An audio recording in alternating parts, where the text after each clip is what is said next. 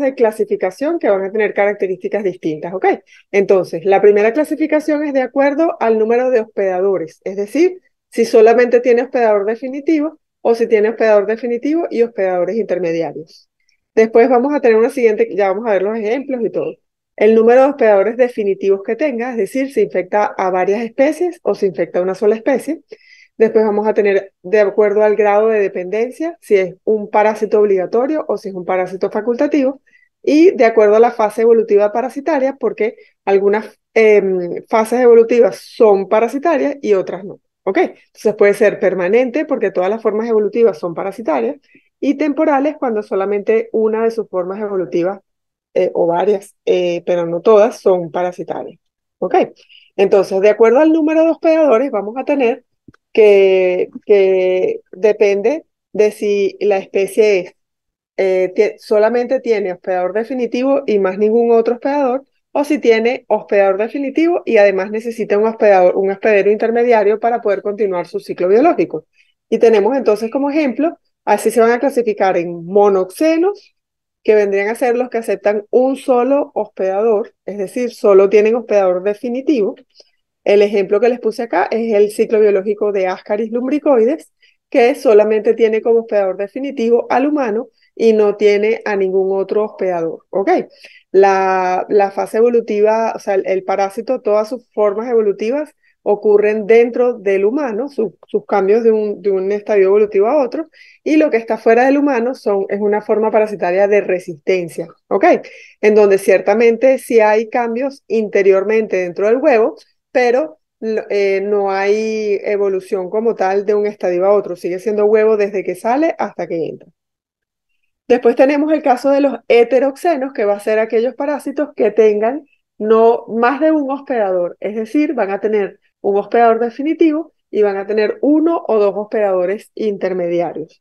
Y el ejemplo que les traje fue em, eh, Paragonimus westermanni, que tiene como hospedador definitivo al humano, pero además de eso necesita tener otros hospedadores intermediarios para continuar su ciclo biológico, y eso incluye al caracol, que en este caso sería eh, Aroapirgus vivens, que sería este caracolito que ustedes están viendo acá, que lo necesita el huevo caer en el agua para poder encontrar a este caracolito vivo, desarrollarse dentro del caracol, pasar nuevamente al agua y penetrar en un segundo hospedador intermediario que vendría a ser un camarón o langostino langosta de río, y que entonces posteriormente el humano se coma esta forma evolutiva y se infecte. Entonces va a tener hospedador definitivo al humano y en este caso dos hospedadores intermediarios.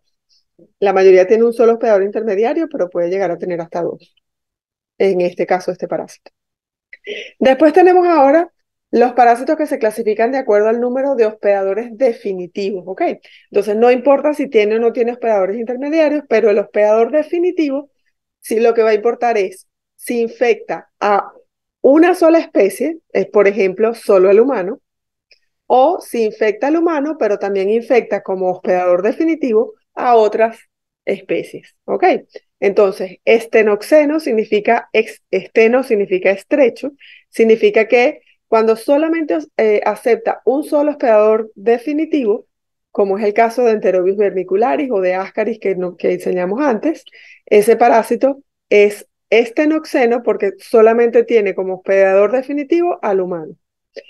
Y eurixeno, que euri significa amplio, vendrían a ser aquellos parásitos que tienen más de un hospedador definitivo, como por ejemplo, ven aquí en este caso, que tienen al humano y tienen también una vaca y un cordero o una oveja como hospedadores definitivos. Entonces van a tener que el hospedador definitivo puede ser el hombre, pero puede ser vacas, ovejas, camellos, conejos, jabalíes, hay muchísimos, ya lo van a ver cuando ustedes vean esa clase y además de tener pues su hospedador intermediario. Entonces, lo que importa aquí en este caso, cuando son de acuerdo al número de hospedadores definitivos, se denomina estenoxeno y eurixeno, y lo que importa es el número de especies que son hospedador definitivo de ese parásito. ¿Ok? El tercer caso es de acuerdo al grado de dependencia del parásito, que dijimos entonces que podía ser obligatorio o facultativo, Y entonces tenemos el caso obligatorio, es cuando obligatoriamente tiene que parasitar a un hospedador para poder continuar su ciclo biológico. Y tenemos aquí, les puse el caso de Giardia duodenalis, pero es el caso de la mayoría de los parásitos que necesitan tener a juro un hospedador, un hospedador definitivo o definitivo e intermediario para poder continuar su ciclo biológico, porque un quiste, como es el caso de lo que están viendo aquí, que es esto que está acá, un quiste o un huevo como el que vieron antes, es una forma de resistencia, pero para que el parásito salga del quiste necesita estar en un medio adecuado. Y ese medio adecuado, pues, si es dentro de un hospedador, lo convierte en un parásito cuya clasificación es que es un parásito obligatorio. Ejemplo, como les dije, Giardia duodenalis. El otro caso sería facultativo, donde no todas sus formas evolutivas requieren estar dentro de el humano o del hospedador definitivo para desarrollarse, ¿ok? O hospedador intermediario. ¿Cuál es ese caso? Bueno, Strongyloides stercoralis, que es el ejemplo que les puse acá, son muchos parásitos, los van a ver a lo largo del año, no se angustien si no saben mucho, o sea, que les cueste, no se lo tienen que aprender ahorita, solo tienen que entender lo que significan los conceptos. Este parásito, Strongyloides stercoralis, va a tener un ciclo en donde él desarrolla el ciclo completo en el humano, pero ocasionalmente cuando él excreta las larvas rhabditoides, estas larvas rhabditoides en la tierra se pueden convertir en machos y hembra de vida libre y dar origen a un ciclo biológico completo con huevo, larva L1, larva L2, larva L3, L4 y L5 y pasar nuevamente a generar una segunda generación de hembras, machos y hembras de vida libre. Normalmente se dice que no más de una generación, pero esto puede ocurrir. Pero la larva L3, proceso de esta reproducción, puede volver a ser infectante para el hospedador definitivo, que sería el humano. Entonces, de acuerdo al grado de dependencia, si es totalmente obligatorio, porque si no tiene hospedador no se puede desarrollar, o facultativo, porque puede desarrollar su ciclo biológico tanto dentro como fuera. Aquí también estarían las amibas de vida libre, que pueden desarrollarse, como bien su nombre lo dice, en el medio ambiente y crecer y multiplicarse en el medio ambiente, o obligatoriamente necesitar un hospedador definitivo, como en el caso de los obligatorios.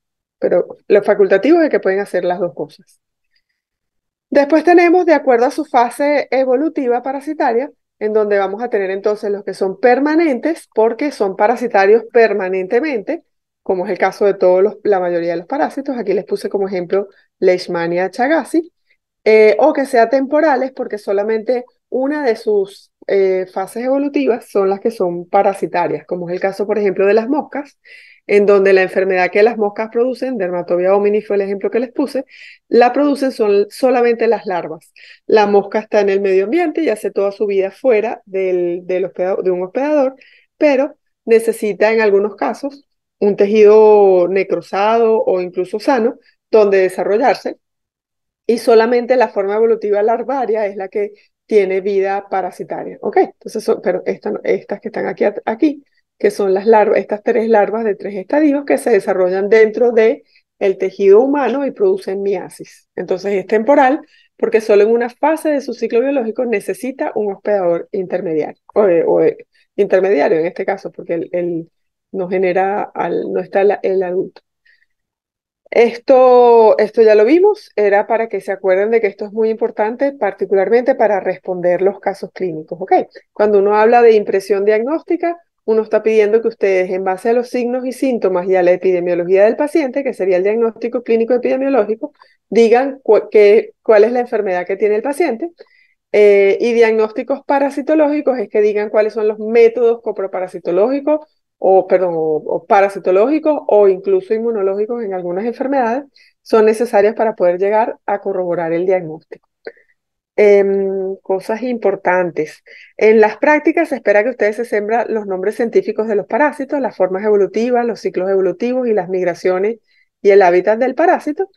Para los seminarios, y a veces preguntamos también los diagnósticos, particularmente si son parasitológicos, en las prácticas, mientras que la patogenia y la patología, el diagnóstico clínico epidemiológico, las complicaciones frecuentes y los signos y síntomas, pero así, signos y síntomas, complicaciones frecuentes, diagnóstico clínico epidemiológico, refuerzo de los diagnósticos parasitológicos, conducta y epidemiología y control, lo preguntamos en seminario y por supuesto en los parciales y finales. Y eso fue lo que nos quedó pendiente de ayer, que no terminamos porque se nos puso muy larga la clase. Entonces, cerramos esta clase y vamos a colocar la siguiente clase, que no la he abierto. Vamos con la clase número 2.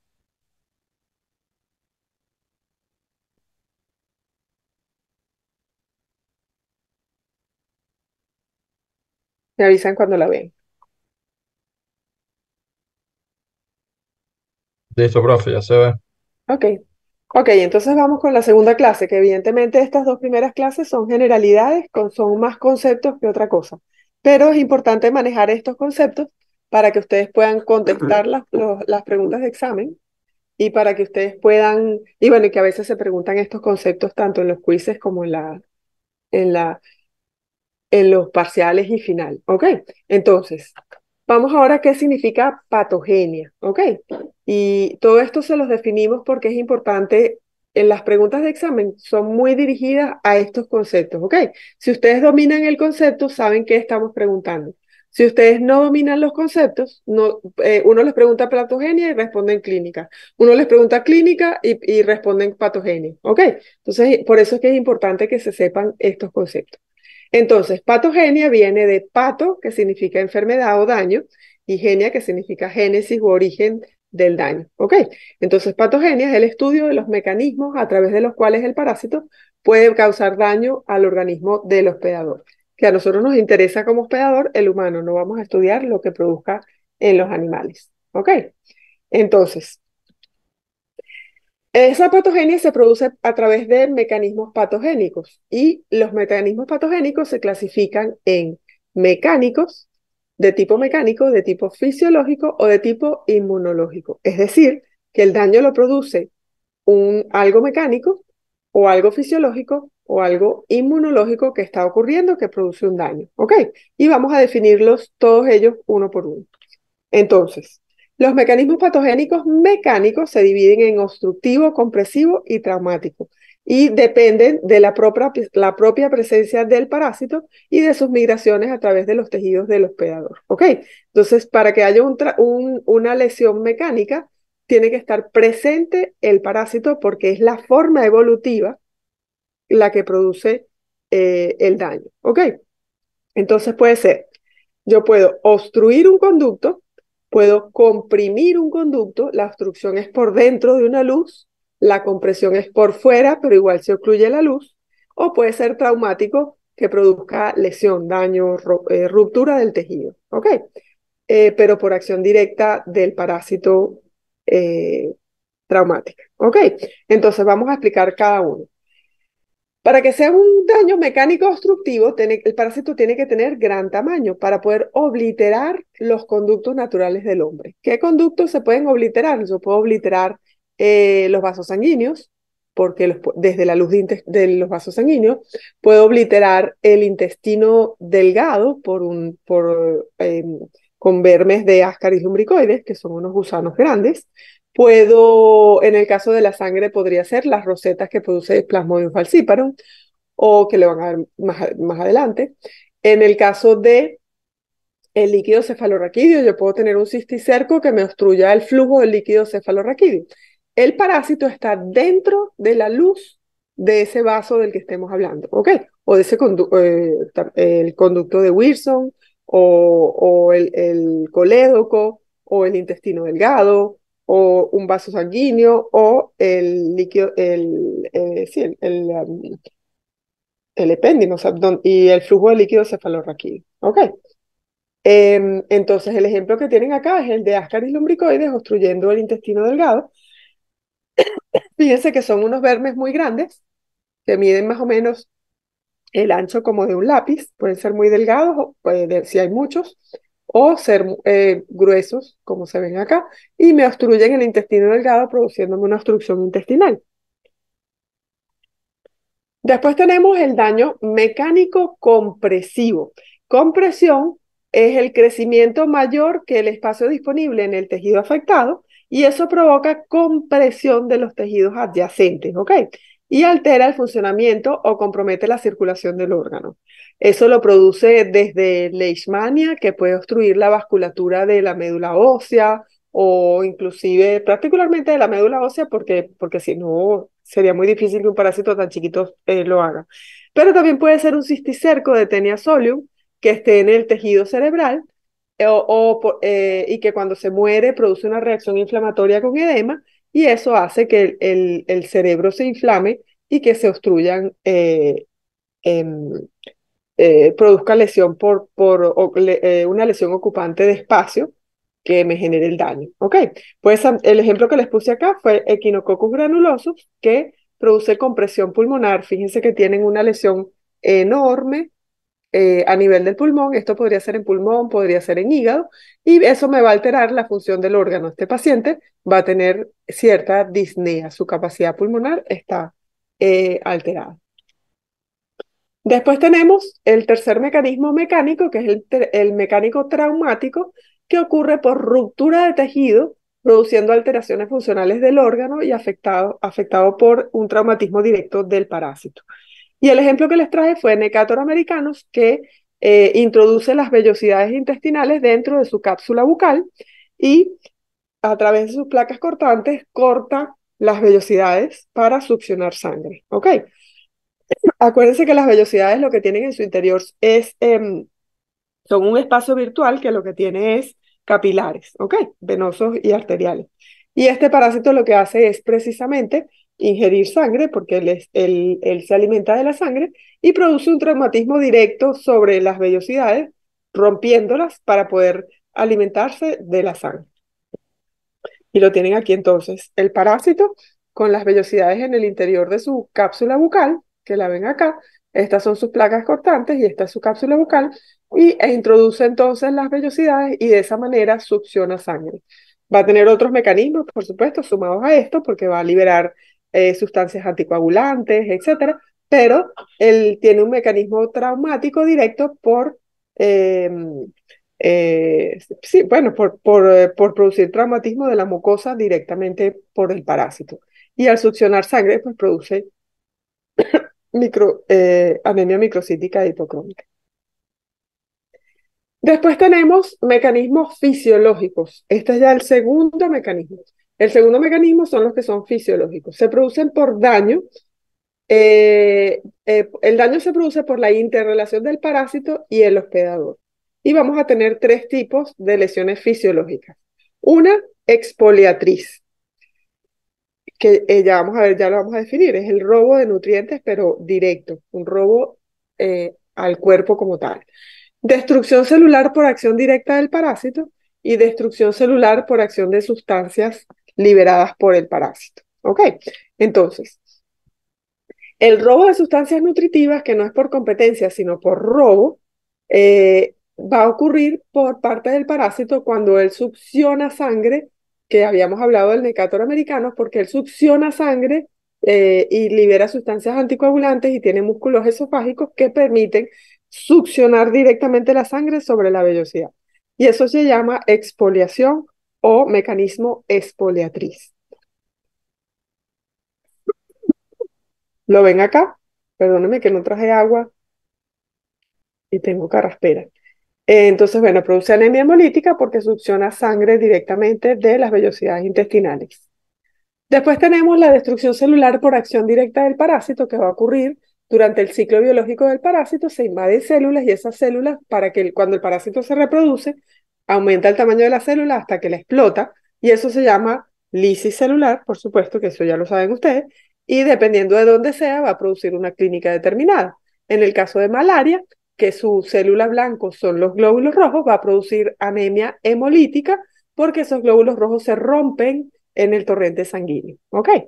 En el caso de toxoplasma es igual, pero ya sería en las células, en los tejidos.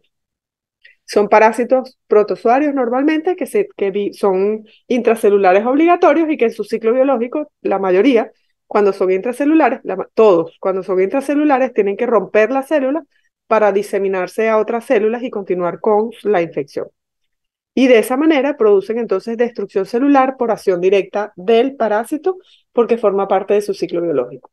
Entonces ven aquí un glóbulo rojo que está parasitado por merozoitos de Plasmodium, el que sea, y cuando llegan a un número determinado, ese glóbulo rojo estalla, se rompe y esos merozoitos van a invadir nuevos glóbulos rojos. Y de esa manera está produciendo el daño porque va a producir anemia por lisis de glóbulos rojos, pérdida de glóbulos rojos. El tercer mecanismo es por destrucción celular por acción directa del parásito, acción indirecta del parásito, porque la produce el parásito, pero a través de sustancias liberadas por el que las produce y las libera el parásito. ¿Ok? Pero de igual forma se va a producir lisis celular. Por ejemplo, entamoeba histolítica, que es un protozoario que van a ver en la tercera unidad, produce sustancias proteolíticas como hialuronidasa, tripsina y pepsina, que le permiten penetrar la mucosa intestinal. Es un parásito es un protozoario, pero es un protozoario extracelular. Pero él invade el tejido, como lo ven acá, es esta lesión que ustedes están viendo aquí. Aquí estaría la mucosa, ¿ok? Esto que está aquí arriba. Y el parásito se va introduciendo dentro de la mucosa, destruyendo las células por secreción de sustancias proteolíticas que le permiten hacer esto que se llama una úlcera en botón de camisa, ¿ok? Que es esta parte de aquí es delgada y esta parte de acá es ancha, que es lo que llaman botón de camisa, ¿ok? Y lo hace a través de la secreción de sustancias proteolíticas que permitan degradar la célula, o sea, la lisis celular por secreción de sustancias.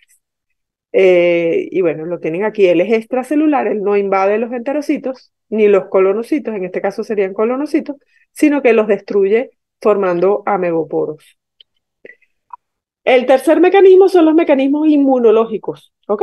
Que son los mecanismos, como vieron en inmunología, que son los de hipersensibilidad normalmente. Los mecanismos de hipersensibilidad normalmente son mecanismos inmunes que se activan para eliminar algún agente patógeno, pero que al final la respuesta inmune termina siendo la que causa el daño porque es exagerada, ¿ok?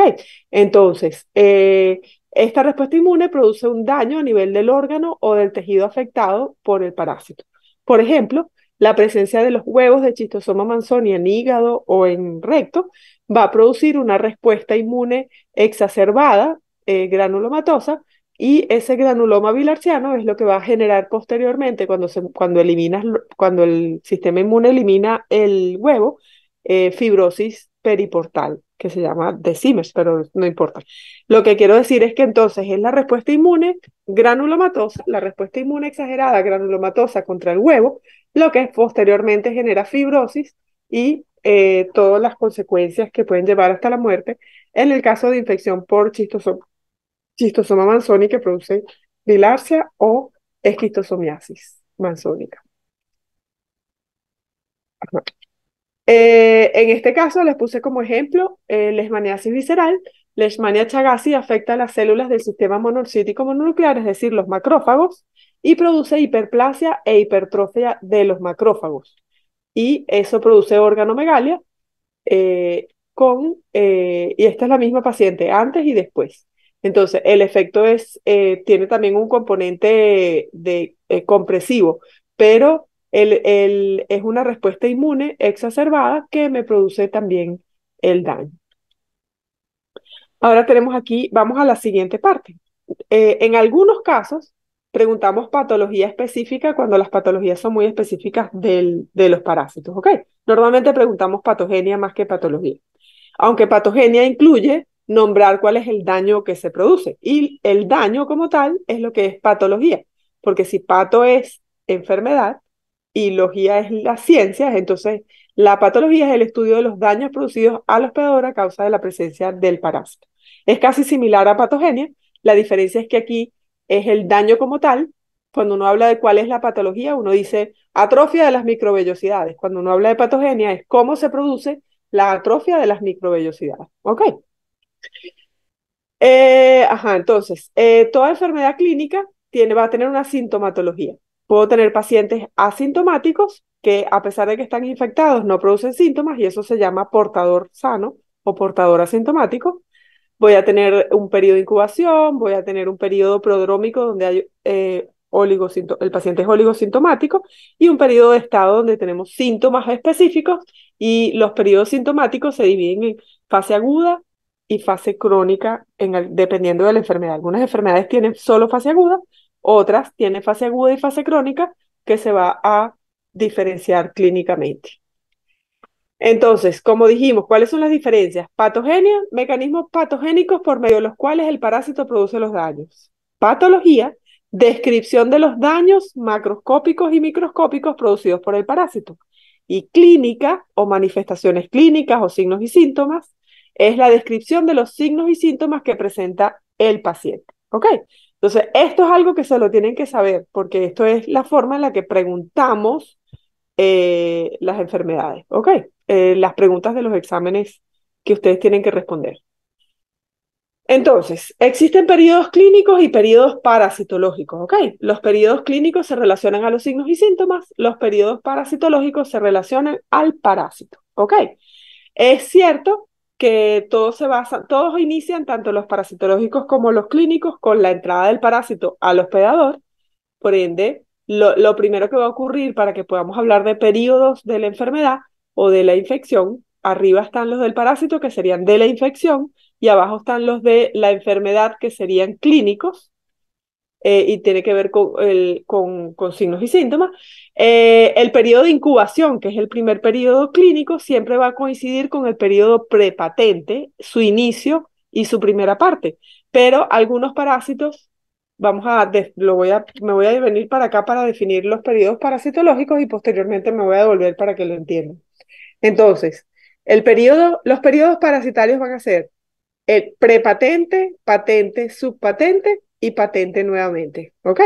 Entonces, el periodo prepatente es el tiempo que transcurre desde la entrada del parásito hasta que lo puedo demostrar que existe, o sea, que puedo demostrar la infección en el hospedador. ¿Ok?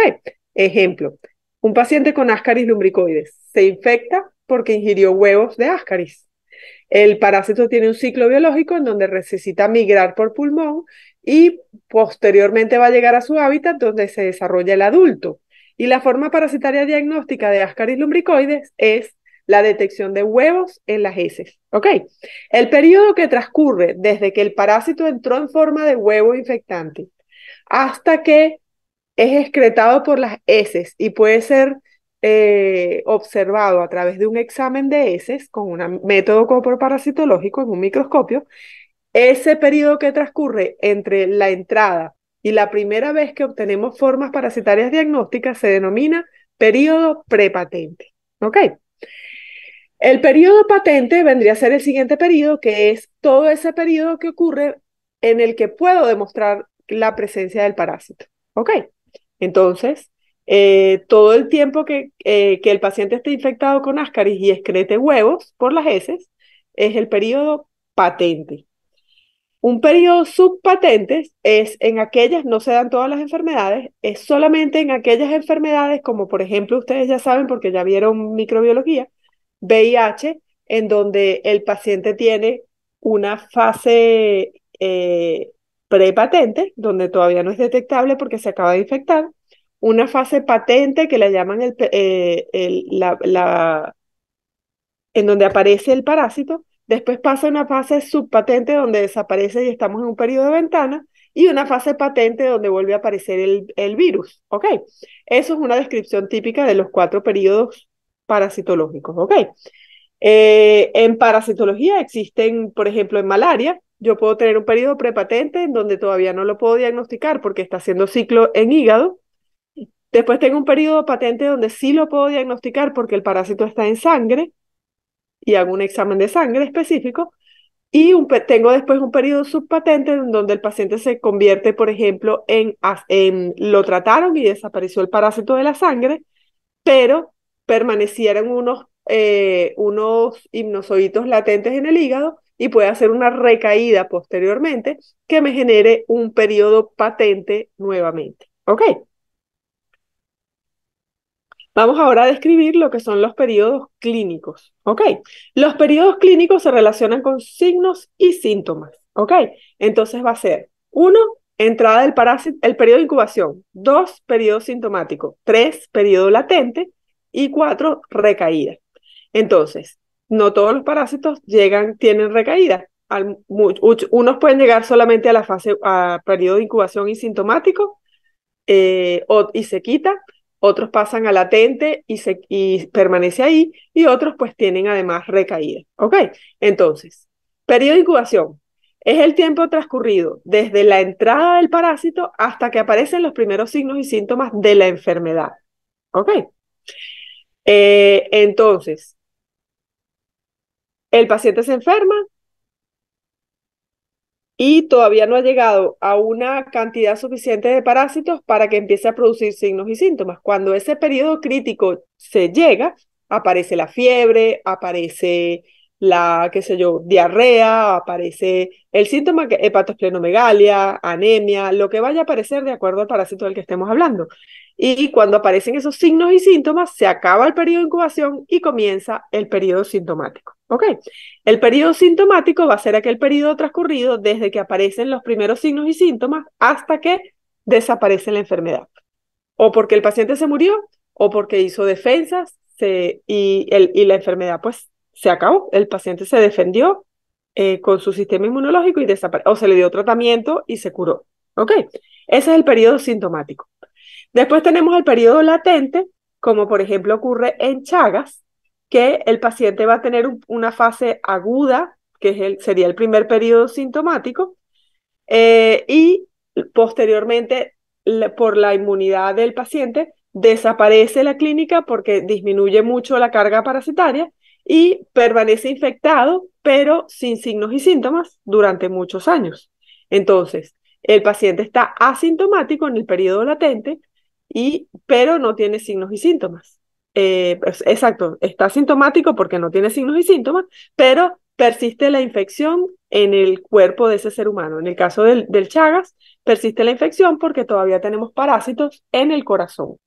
En el caso de toxoplasmosis, que es igual, la fase crónica de ambos, tanto de Chagas, la crónica tanto de Chagas en el caso de Chagas se llama crónica indeterminada, y es la fase latente, el periodo latente, y en el caso de toxoplasmosis se denomina infección crónica asintomática.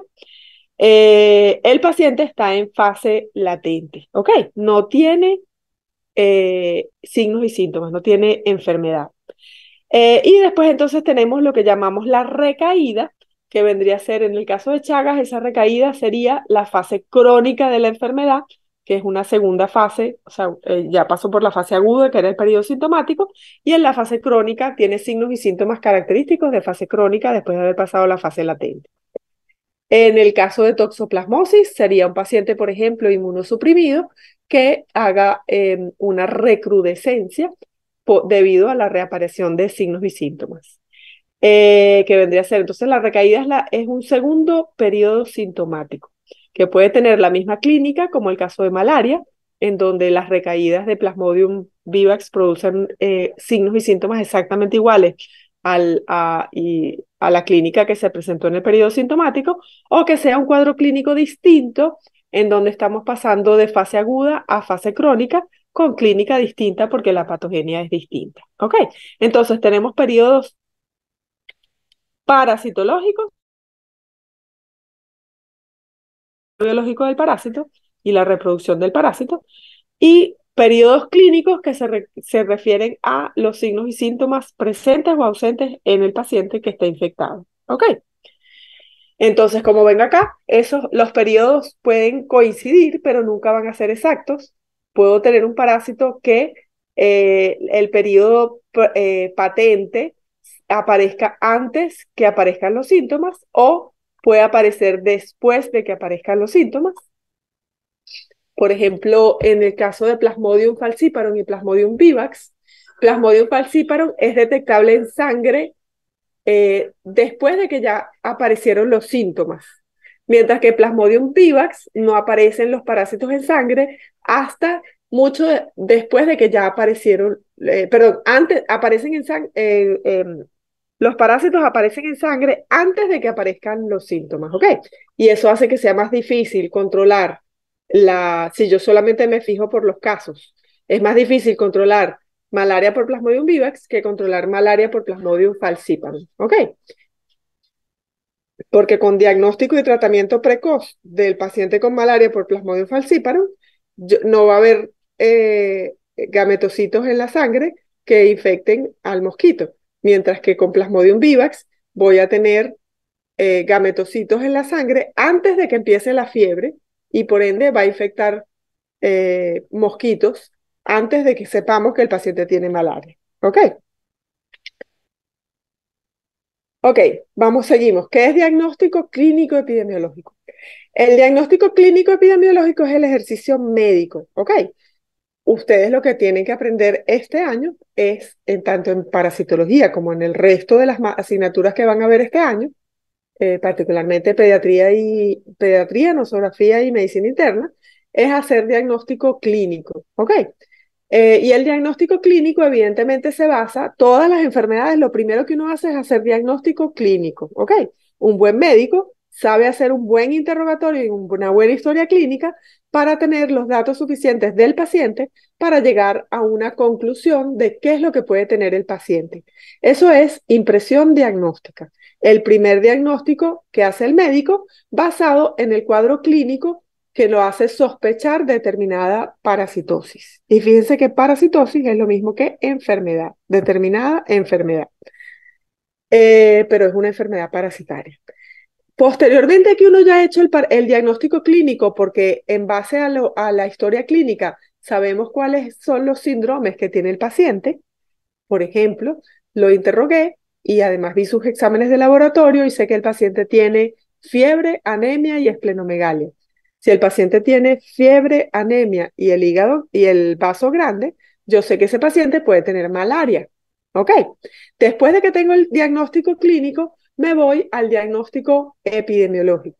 ¿Puede ser malaria? Ah, ok. La malaria se transmite por un mosquito, o sea que solamente puede tener malaria si tiene exposición al mosquito transmisor. Y eso es lo que es la epidemiología. Se refiere a tiempo, persona y espacio. Tiene que estar en un foco endémico de malaria para que pueda haber la persona que vendría a ser el hospedador en el momento adecuado en que pica el mosquito para que pueda haber transmisión de malaria. O, por ejemplo, si es Chagas, tiene que estar expuesto al chipo. Si es, así lo van a ver en todos, pero si es estrogloidiasis, estar expuesto a una tierra contaminada con el parásito. Y así sucesivamente, de acuerdo a cada enfermedad. Tiene que conocer al chipo si va a tener chagas, etcétera, etcétera. Entonces, el diagnóstico clínico epidemiológico es la sospecha o presunción de una enfermedad, nuestra impresión diagnóstica, lo que nosotros creemos que el paciente tiene. Y eso, posteriormente, hay que corroborarlo con algún método de laboratorio que me permita ver el parásito directa o indirectamente. Y entonces vamos a lo que son los métodos diagnósticos. Los métodos diagnósticos pueden ser directos, que son de demostración del parásito, o pueden ser indirectos, porque no voy a ver al parásito, pero sí, por ejemplo, anticuerpos contra el parásito. ¿Ok? Entonces, los métodos directos o de demostración del parásito pueden ser a su vez directos o indirectos. Directos, cuando yo tomo una muestra del paciente y en esa muestra del paciente veo las formas evolutivas o los antígenos del parásito. ¿Ok? Indirectos, cuando tomo una muestra del paciente, pero necesito hacer un método adicional para reproducir al parásito y poderlo ver.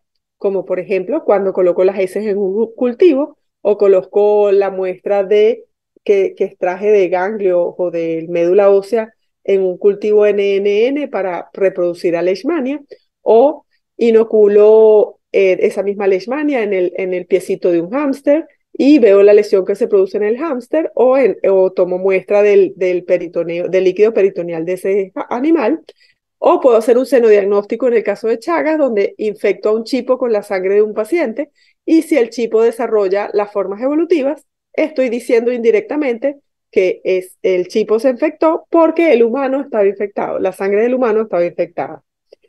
Después tenemos los métodos diagnósticos indirectos, que son por demostración de anticuerpos, ¿ok? Que son métodos diagnósticos que me dicen Bueno, sí, el paciente tiene anticuerpos, lo cual significa que tiene la enfermedad.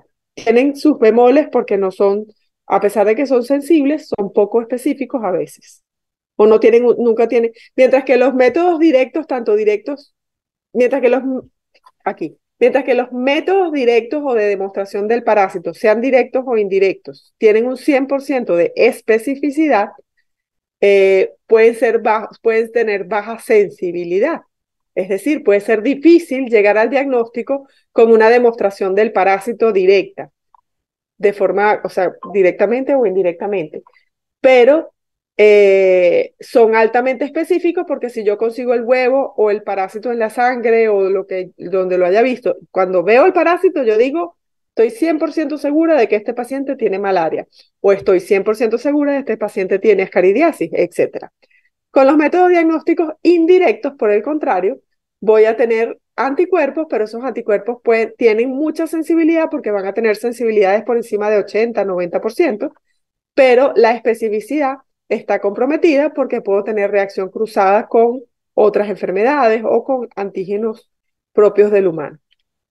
Entonces, los métodos directos, como por ejemplo, demostrar la existencia del parásito en el organismo hospedador, es decir, ver formas evolutivas del parásito, como ven aquí en esta prueba rápida, en este frotis de sangre periférica, donde veo glóbulos rojos parasitados y veo gametocitos de Plasmodium falciparum, que automáticamente me dice que estoy 100% segura de que este paciente tiene malaria por Plasmodium falciparum. Todo eso lo van a aprender luego. Entonces, son de rápida ejecución, todas las pruebas directas, son positivos porque tienen un valor definitivo, tienen alta especificidad, 100%. Son negativos porque no descartan la presencia del parásito porque son de bajas, si el resultado es negativo, no descarta la presencia del parásito porque como requieren que en la gota de sangre que estamos utilizando tengamos un 100% de probabilidades de que haya estado el parásito allí. Y eso no ocurre siempre, ¿ok? Por ejemplo, yo puedo hacer un examen de heces y que me dé negativo porque el parásito no excretó huevos ese día. Y entonces en las heces del paciente no hay huevos. Entonces, los métodos directos que son directos, tienen baja sensibilidad, pero alta especificidad. Los métodos directos de demostración del parásito indirectos requieren la multiplicación del parásito en cultivo, en inoculación de animales o en seno diagnóstico para reproducirlo y poder verlo y demostrar que el parásito está allí. Igual tienen alta especificidad, pero tienen baja sensibilidad. Son útiles en algunos casos, como por ejemplo en casos complicados, pero en general son complicados y laboriosos y requieren que haya cierta carga parasitaria para asegurarnos de que la sangre o la muestra de médula ósea o lo que hayamos sacado para hacer el diagnóstico de líquido cefalorraquídeo, etcétera, tenga parásitos para que puedan reproducirse en el medio que hayamos escogido. Requiere personal altamente entrenado y laboratorios equipados para poder hacer este tipo de diagnóstico. Los métodos inmunológicos que dijimos que eran los métodos indirectos detectan la presencia de anticuerpos. Los métodos, la detección de antígenos también es inmunológica, pero el antígeno es más específico que el anticuerpo. La presencia del antígeno ya nos indica 100%, con 100% de seguridad de que lo que estamos viendo es la enfermedad, que el paciente sí tiene la enfermedad. Son tipos fundamentalmente de reacciones de hipersensibilidad. Son de dos tipos. Pueden ser o por reacción de hipersensibilidad o que se llaman intradermorreacciones, que pueden ser inmediata o retardada. La inmediata es, por ejemplo, la bilarcina o hay una prueba rápida en filariasis linfática, o puede ser retardadas como la leishmanina o la toxoplasmina de algunas enfermedades. ¿Ok?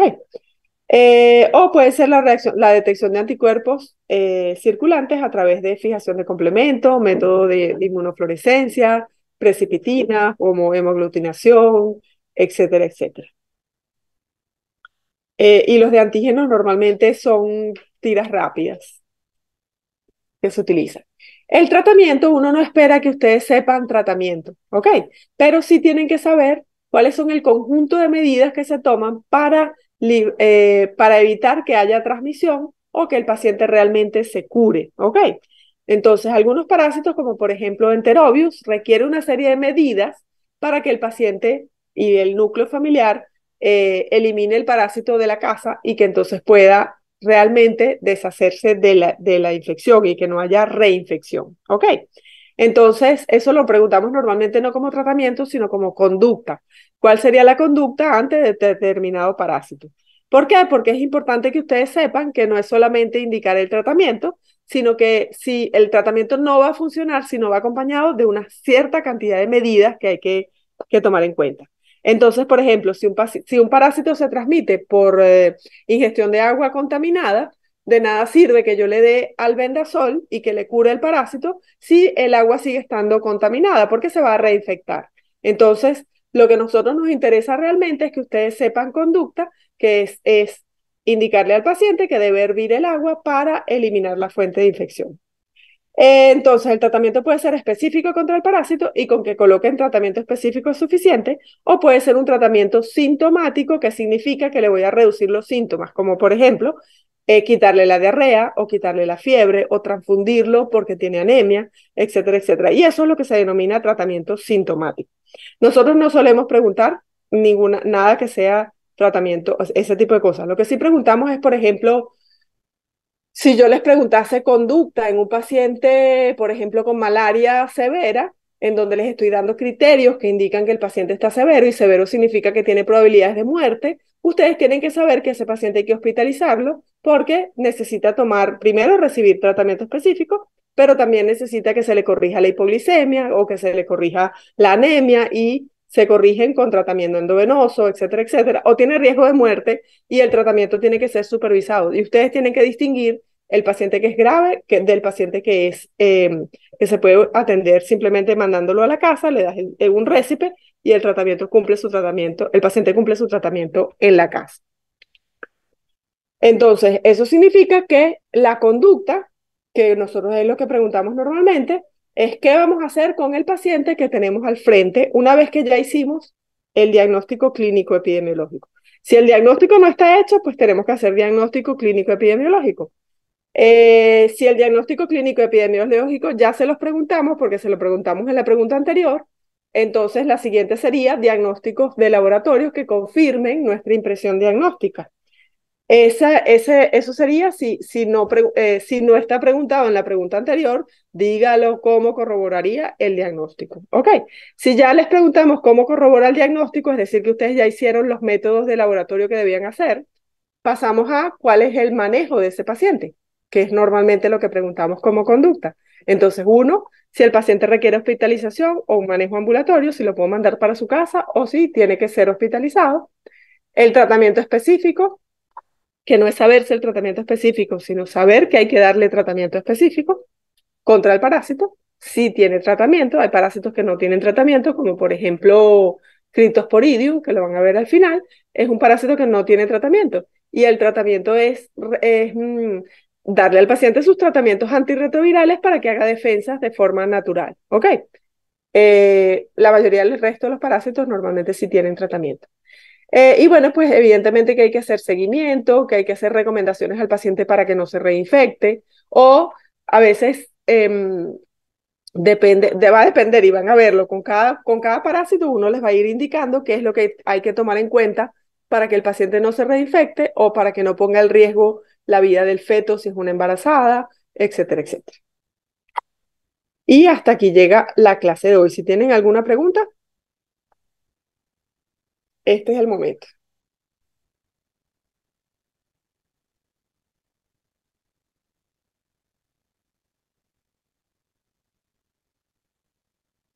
La idea es que ustedes no les voy a subir la clase al ningún drive, lo que van a tener en el canal de ustedes de YouTube es la clase grabada y la persona que lo graba, que en este caso es Andrés, es el que tiene que montárselo en el canal de ustedes, ¿ok?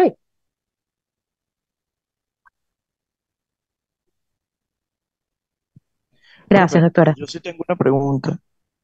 Ajá, hágala. ¿Senodiagnóstico? ¿Qué sería? Que no entendí. ¿Perdón? El senodiagnóstico o Ah, xenodiagnóstico, no sé. lo van a ver en Chagas. No se preocupen, simplemente es un método. Es los chipos criados en laboratorio. Los chipos saben qué es, los chipos de Chagas. Los crean en el laboratorio y luego les dan sangre del paciente que se supone que queremos saber si está infectado o no. El chipo se alimenta de la sangre y cuando se alimenta de la sangre, si desarrolla el parásito en su sistema digestivo y lo conseguimos tripomastigotes en las heces, es porque venían del paciente, porque el chipo no tenía, el chipo era sano. Y si no lo desarrolla, el paciente no tiene Chagas. Es un método, un método parasitológico. ¿Ok? Lo van a ver Ok, cuando vean gracias. Chagas. ¿Alguna otra pregunta?